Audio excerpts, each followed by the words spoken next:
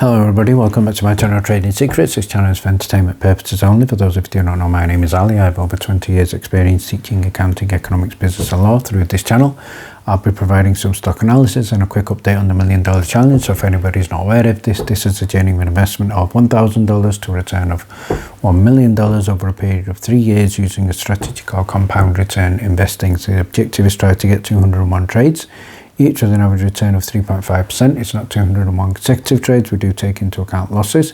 So for further details about how to join us for less than $9 a month, information is available in the description below.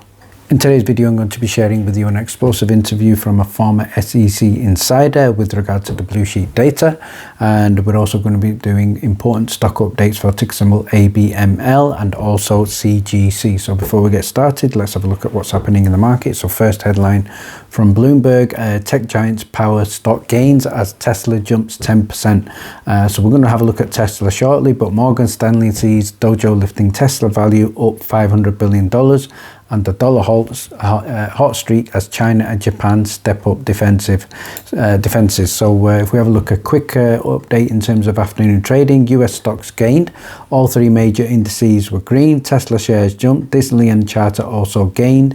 Nvidia did pull back a little bit. And let's now move on to have a look at the news with regard to Tesla. So at time of editing, it was up close to 9%. So this is positive news. Morgan Stanley analysts led by Adam Jonas said in a note that Dojo can open up new markets for Tesla, and obviously Dojo is something that is used in Tesla vehicles in order to assist its autopilot and train its fleet of driverless cars. So this is being received very, very positively, not only by the analysts but also by the markets. So I'm going to start by giving a shout out here to Samuel, who posted with regard to this important interview of the SEC Significant Insider, and he states here, former Chief SEC Office of Internet Enforcement John Reed Stark mentioning the SEC blue sheet data obtaining process. So I have listened to this interview. I believe it is quite explosive, and I'm going to be sharing with you a snippet of this shortly, but this is what I've summarized.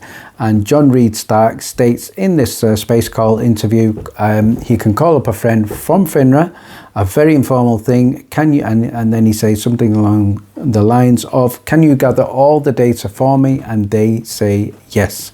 So as far as the MMTLP community is concerned, I believe they need, or should we say we need, friends like John Reed Stark. It certainly does not seem to be burdensome for John Reed Stark in terms of getting the blue sheet data. However, there must be an important reason why FINRA are resisting calls to release the blue sheet data, and it only implies that there is something to hide. So I'm now going to play for you the call. If I'm looking at something, it probably came from the Financial Regulatory Authority, like if it's an insider trading matter, and they've already dug into the blue sheeting data, and they've already provided me those names. Or I could call up one of my friends at FINRA, who I've worked with a bunch of cases, and usually it's a very informal thing. I just say, hey, can you gather all that data for me? They'll say, yeah, just send over the normal request. And then within a day or so, or maybe less, I know everybody who's trading in that security. In response to the tweet, I'd like to give a shout here to Jagger, who stated, Ali, just when I'm falling in despair, the community uplifts my spirit. Thank you for this snippet from the former chief of the SEC. So he's actually the former chief of the Internet Enforcement, but again, a significant insider. So Special Force also stated, this confirms the agencies are in bed with the criminals and are fighting to be transparent of the crimes that they have committed on the MMTLP community and have stonewalled Congress and lied to the courts. So again, difficult to disagree with that. And another shout out here to Steph, who stated, Ali, what stood out to me the most was around about 1 minute and 5 seconds, where essentially he said there is little work he needs to do because it is already in the works by the self-regulators. So this is contradictory to the response that Mark Basile got in his reply from FINRA in the court case. They said it was burdensome, it said it was troublesome, it was time consuming, and they did not have the staff to do it. So again, certainly doesn't seem to be the way according to what we are seeing here. So next shout out here to Costas, who stated, you're silly to think that the MMTLP blue sheets haven't already been officially pulled by FINRA. The FOIA tells us that it was pulled by the SEC Gov and FINRA on December the 5th. So I think the key person here that we need to speak up is Sam Draddy. So Sam has been very, very quiet, and he certainly is, in my opinion, a key to this. And final news with regard to MMTLP and Gary Gensler. Shout out here to Busy Brands, who's going to be sharing a live audio broadcast of the oversight of the US Securities and Exchange Commission. This is not going to be focused on MMTLP. It's not going to be looking at MMTLP. However, there is, let's say, a long shot of a possibility that somebody could ask Gary a question with regard to MMTLP. It will be a live interview, so fingers crossed something positive happens. I'm now going to be sharing with you some important news with regard to American Battery Technology, ticker symbol ABML. So headline here from PR Newswire: American Battery Technology company issues a shareholder letter. So there was some important news here, September the 11th, 2023, and we're going to now go ahead and have a look at this important letter to the shareholders on behalf of the company. So what they've stated here, they are excited to have closed out another financial year with regard in terms of the summer, and they're now providing an update. So obviously we have an update in terms of lithium ion battery recycling. We have an update on primary lithium resource development.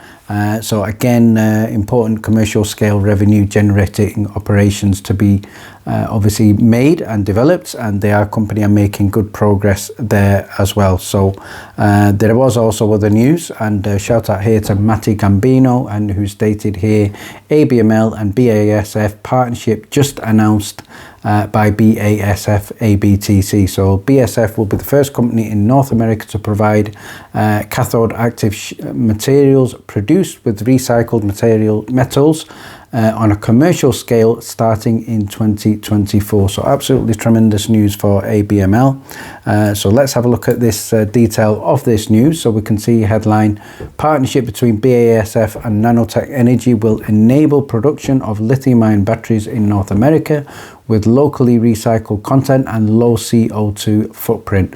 So this is tremendous news. So we're going to now jump ahead to have a look at where we can see the impact, how this impacts American Battery Technology. And further down, we can see that both companies will additionally partner with American Battery Technology ABTC, which is a lithium-ion battery seed recycling company in Nevada with decades of experience in manufactured specialized PCAM and also along the chain battery scrap and oil spec material from the Nanotech pilot operation in California. So obviously that is the other company that's involved in the partnership. So in terms of BASF, they've also recently announced battery recycling capacity in Europe, and also providing recycling services and cathode active material based on recycled metals. So good news there overall. And what we can see in terms of a summary for ABML in terms of the key milestones, we can see number one is to have a world-class board of directors, number two to be transitioning into revenue, and also number three to have identified partnerships for commercial scale supply of feed materials and for the offtake of our products. So we are seeing obviously that delivered today. And in terms of the share price, we can see here it was up just in excess of 11.34% today, and there was a stock split. So normally stock splits in terms of reverse stock splits are not received very well. However, the market has been positive for ABML in terms of what's happened, and that one of the key and primary reasons for this is to enable the company to get onto the NASDAQ. That is going to attract more investment. That is going to give the company also an opportunity to raise a lot more capital. So long term, the future is going to be extremely bright. So a good day overall here for ABML. Finally, we're going to have a look at ticker symbol CGC, also known as Canopy Growth Corporation. This is a stock that was called in the weekly watch list, which has a cannabis stock in good momentum and also trending on StockTwits. So let's have a look at how this has played out in the chart, and we can see here it's up in excess of 70% and currently still in good momentum. So congratulations to everybody who got into CGC.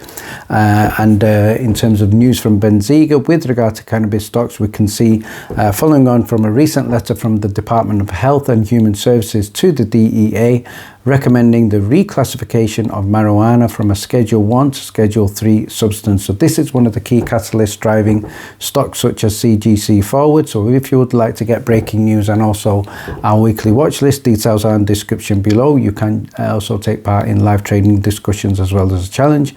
And finally, thank you very much for watching. Please stay tuned.